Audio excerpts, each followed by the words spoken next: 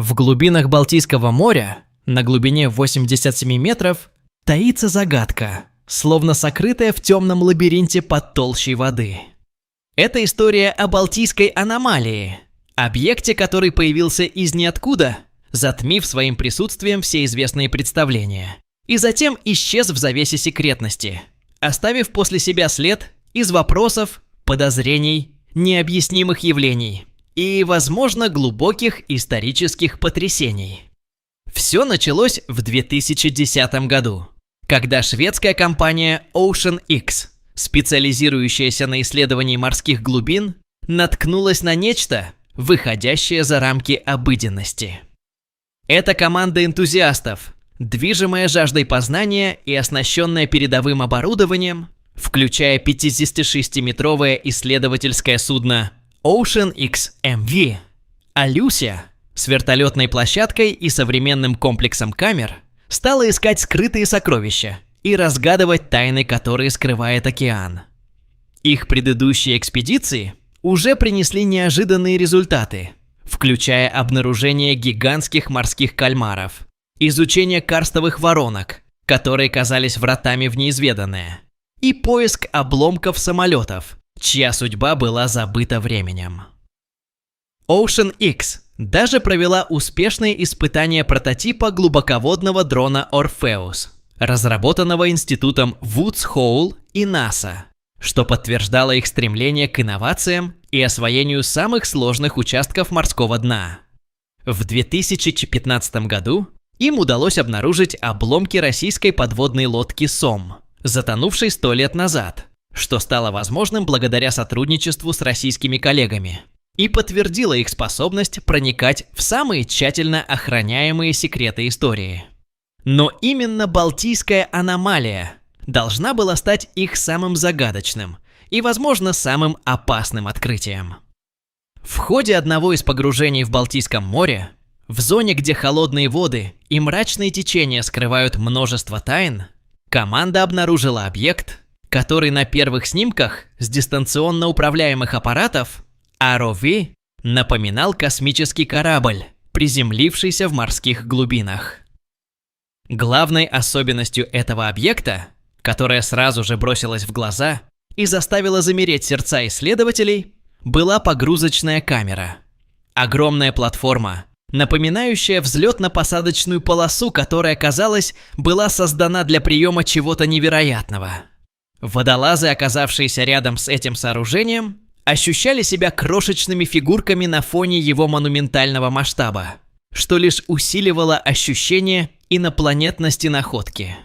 Круглый объект правильной формы, диаметром около 60 метров, без острых углов. Его плавные изгибы словно были созданы неизвестным разумом. И 300-метровая полоса рядом, как будто приглашающая так к посадке, создавали иллюзию приземления огромного космического аппарата на дно океана. Эта находка мгновенно привлекла внимание мировой общественности, породив множество смелых теорий и горячих споров. От предположений об инопланетном корабле, прибывшем с далеких звезд, до гипотез о фрагментах затонувшей Атлантиды, мифического континента, чей след ищут ученые и энтузиасты.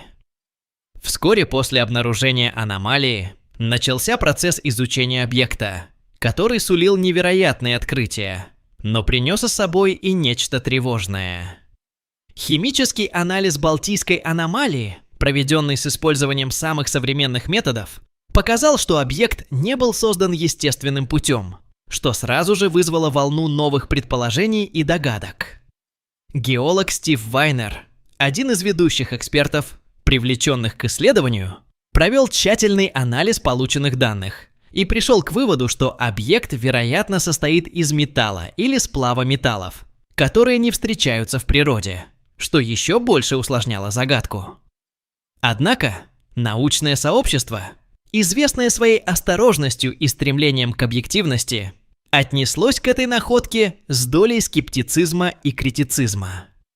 Некоторые ученые, хотя и признавали необычность объекта, склонялись к мысли о естественном происхождении, указывая на возможные недостатки качества первоначальных снимков, которые могли исказить реальность, и на роль человеческого воображения в интерпретации изображений, которое часто склонно видеть то, что хочет увидеть.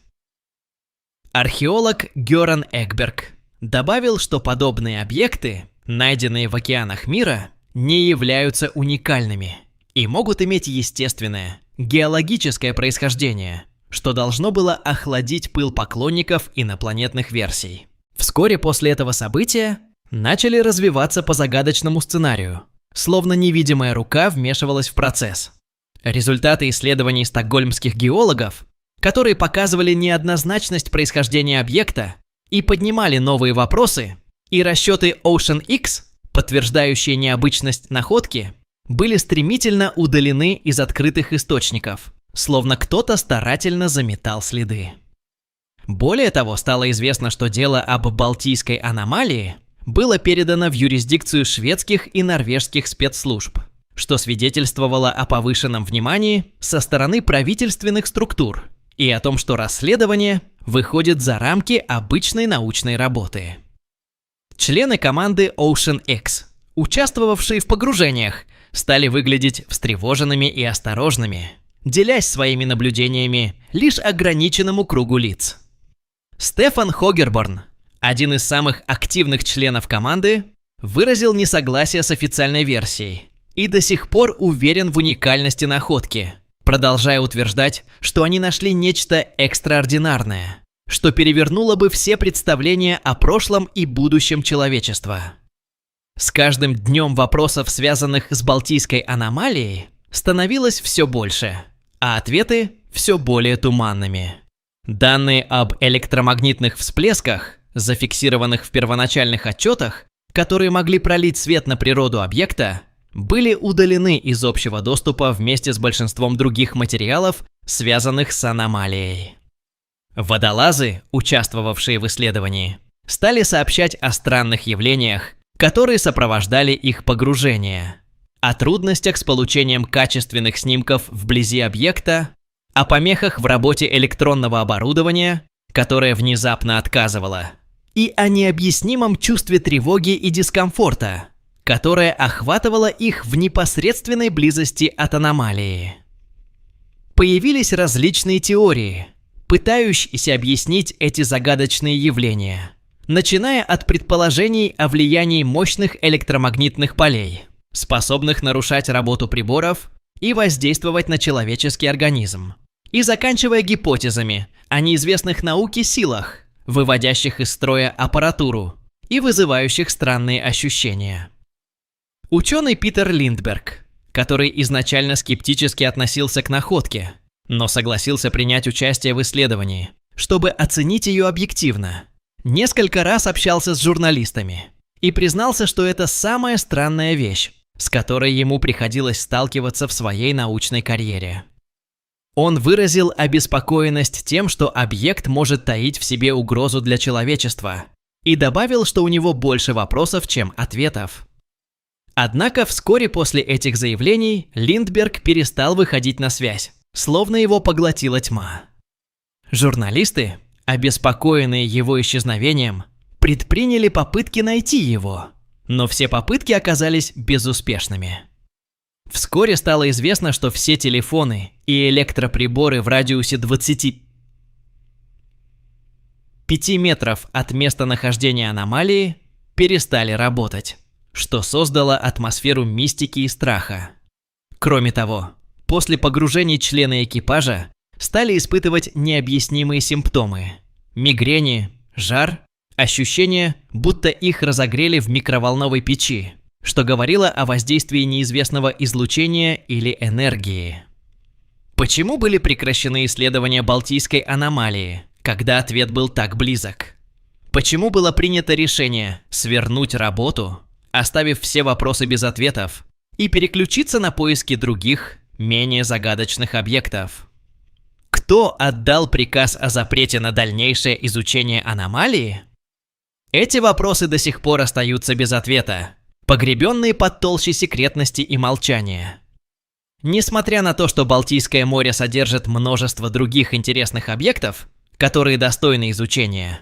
Кто-то явно приложил усилия, чтобы прервать изучение аномалии и скрыть информацию от общественности. Теперь погружение в этом районе запрещено как для обычных дайверов, которые могли бы случайно найти что-то интересное, так и для частных компаний, которые обладают достаточным опытом и технологиями для проведения исследований. Запрет лишь усилил подозрение в том, что власти скрывают правду и боятся раскрыть то, что находится на дне Балтийского моря. В 2018 году, после долгих лет молчания и сокрытия информации, ученые из Стокгольмского университета сделали официальное заявление, которое должно было развеять все сомнения и прекратить спекуляции. Они объявили, что Балтийская аномалия является геологическим образованием, не имеющим признаков инопланетного происхождения. Однако, что вызвало еще больше вопросов, они отказались отвечать на вопросы об электромагнитном излучении, о проблемах со здоровьем у членов экипажа и о том, почему были прекращены исследования. Официальные власти предприняли жесткие меры, чтобы предотвратить любые попытки изучения этого объекта обычными людьми или частными компаниями, словно боясь, что кто-то случайно раскопает то, что должно оставаться в тайне. Если Балтийская аномалия всего лишь геологическое образование, то почему такая строгая секретность и такие жесткие запреты? Зачем власти тратят ресурсы на то, чтобы скрыть правду, если нечего скрывать? Возможно, спецслужбы продолжают изучать объект, проводя тайные исследования и скрывая результаты от общественности. Возможно, инопланетный корабль, лежащий на дне Балтийского моря, продолжает посылать сигнал бедствия, ожидая, когда его услышат. Или, что еще более вероятно, мы имеем дело с чем-то настолько сложным и непостижимым, что его просто невозможно понять. Возможно, Балтийская аномалия – это послание, которое мы должны расшифровать, чтобы понять наше место во Вселенной и нашу связь с другими цивилизациями. Возможно, когда-нибудь мы узнаем правду о том, что скрывается в глубинах Балтийского моря. Возможно, когда-нибудь мы поймем, кому принадлежит этот таинственный корабль, и что он делает на дне океана, и какую роль он играет в великой космической игре. Но пока Балтийская аномалия остается загадкой, которая вечно будет тревожить наше воображение, напоминая о том, что мир полон тайн, которые ждут своего часа, чтобы быть раскрытыми, и о том, что реальность может быть гораздо сложнее и удивительнее, чем мы себе представляем. А что думаете вы?